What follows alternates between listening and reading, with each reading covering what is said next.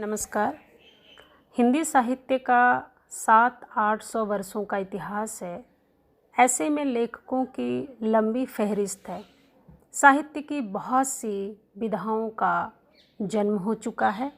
हिंदी में स्त्री आलोचकों के नाम पर एक शून्यता दिखाई देती है, जबकि स्त्रीवादी दौर में हम प्रवेश कर चुके हैं। इस स्त्रीवादी दौर में भी स्त्री आलोचकों से साहित्य में एक खालीपन ज्यों का त्यों मौजूद है। हिंदी आलोचना शब्द उच्चारते ही पुरुष आलोचकों की एक लंबी लिस्ट हमारे सामने उभरती है, जबकि स्त्री के नाम पर उंगलियां खाली रह जाती हैं।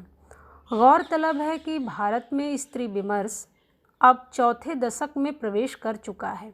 बावजूद स्त्रियों का नाम उस तरह से आज भी कहीं नहीं है।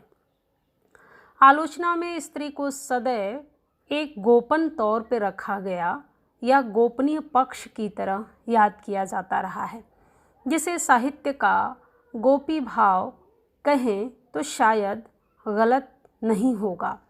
स्त्री का लेखन उसे अक्सर कमतर लगता है। किसे? पुरुष समाज को। उसकी आलोचना पुरुषों को अक्सर नहीं सुहाती हैं या पसंद नहीं आती हैं। इस तरह से देखा जाए तो आलोचना का स्त्री पक्ष साहित्य के फलक से पूर्णतः गायब है।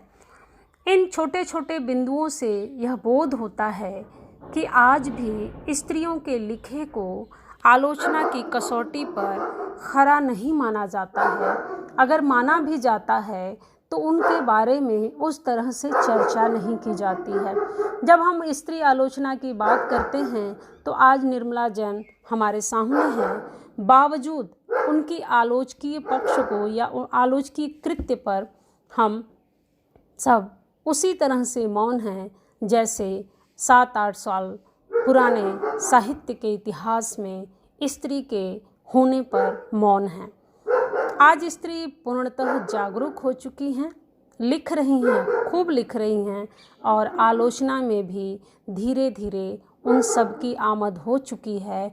हम उम्मीद करते हैं कि आने वाले वक्त में तमाम स्त्रियां आलोचना के फलक पर उसी तरह से हमारे सामने होंगी जिस तरह से बाकी विधाओं में उनकी अपनी एक पहचान बन चुकी है।